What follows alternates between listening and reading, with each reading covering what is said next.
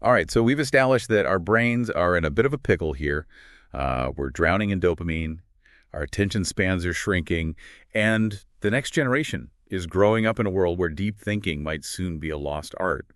But you said there's hope. Tell me more about this rewiring process. Like, how do we actually do it?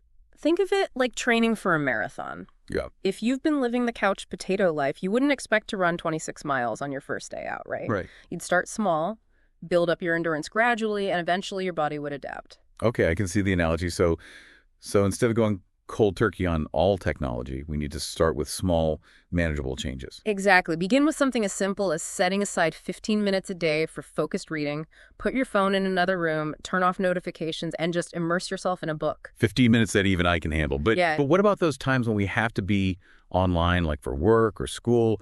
Any tips for staying focused amidst the digital chaos? This is where environmental design comes in. Make it easy for yourself to focus.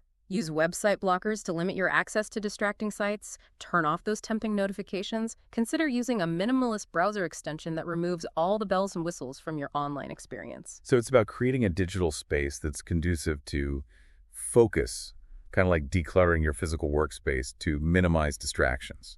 Precisely. You want to make focusing the path of least resistance. Another powerful technique is something I call intentional boredom. Intentional boredom. That sounds intentionally boring. Hear me out. We've become so accustomed to constant stimulation that we've forgotten how to simply be. Schedule 30 minutes a day, maybe in the evening, where you disconnect from all devices and just let your mind wander. So no scrolling, no TV, no music, just sit there and be. Exactly. It might feel uncomfortable at first, but stick with it. Boredom can be a breeding ground for creativity and insight. It gives your brain a chance to rest, to process information, to make new connections. You know, it's funny. I remember as a kid, boredom used to be the catalyst for all sorts of imaginative play. You know, we'd build forts, make up stories, explore the woods behind our house. It was like we were forced to be creative because we didn't have a screen to entertain us. That's a perfect example of how our environment shapes our cognitive development. And it's not just about kids. We adults need those periods of unstructured time too. It's where we tap into our intuition, where we come up with new ideas, where we process our emotions and connect with ourselves on a deeper level. I'm sensing a theme here. It's about being more intentional with our attention, about choosing where we direct our focus instead of letting it be hijacked by the latest notification or trending topic. Exactly. It's about reclaiming our agency in a world that's increasingly designed to capture and commodify our attention. So we've talked about the how, the practical strategies for rewiring our brains.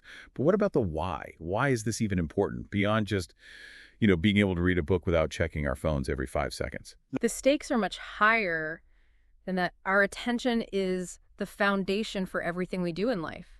It's what allows us to learn, to create, to connect, to solve problems, to make informed decisions. So if our attention is constantly fragmented, if we're always flitting from one thing to the next, it stands to reason that everything else suffers. Precisely. Imagine trying to build a house while simultaneously juggling flaming torches and answering emails.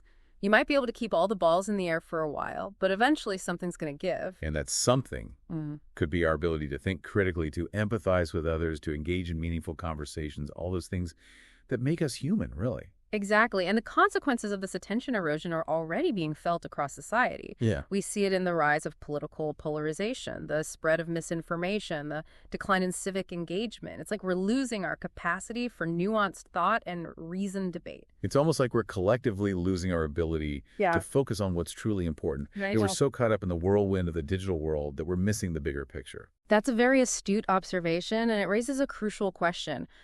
What can we do to shift course? How do we reclaim our attention both individually and collectively and direct it towards something more meaningful? That's the question we're all grappling with, isn't it? And it's one that we'll continue to explore in depth in our next and final part of this deep dive.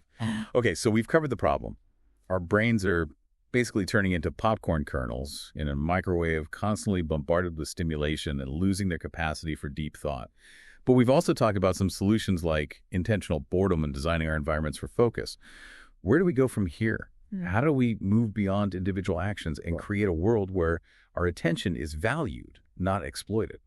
That's the million-dollar question, and there's no easy answer, but I think it starts with a shift in mindset, both individually and collectively. We need to recognize that our attention is a precious resource, not a commodity to be mined and manipulated for profit. Yeah, it's like we've been sleepwalking through this grand experiment, allowing our attention to be hijacked by algorithms and platforms designed to keep us hooked. It's time to wake up and reclaim our agency. Exactly. And that means being more mindful of how we spend our time online. It's about asking ourselves, is this enriching my life? Is this adding value to my day? Or am I just mindlessly scrolling to fill a void? Yeah, and it's so easy to fall into those mindless scrolling habits, especially when we're feeling stressed or overwhelmed. It's like our brains are craving that quick dopamine hit, even if it's ultimately leaving us feeling empty and depleted. That's why it's so important to cultivate alternative sources of satisfaction. Things that bring genuine joy, meaning, and connection, whether it's spending time in nature, pursuing a creative hobby, or simply having a deep conversation with a friend. I've been experimenting with a digital detox lately.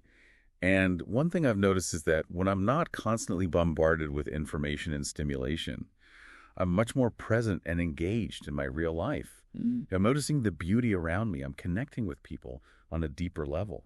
I'm actually feeling my emotions instead of numbing them out with endless scrolling. That's wonderful to hear, and it speaks to the power of reclaiming our attention when we're not constantly distracted, when we're fully present in the moment. We open ourselves up to a whole world of experiences that we might otherwise miss.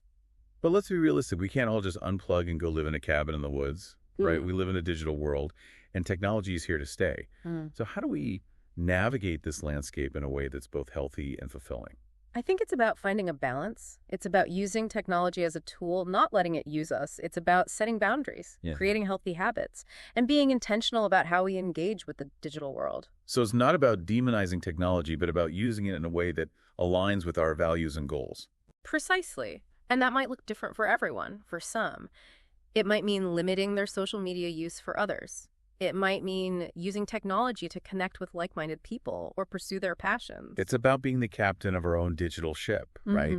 Navigating the currents of information and stimulation in a way that leads us towards a destination that feels meaningful and fulfilling. That's a beautiful analogy, and it reminds me of a quote by the philosopher William James, who said, "The art of being wise is the art of knowing what to overlook."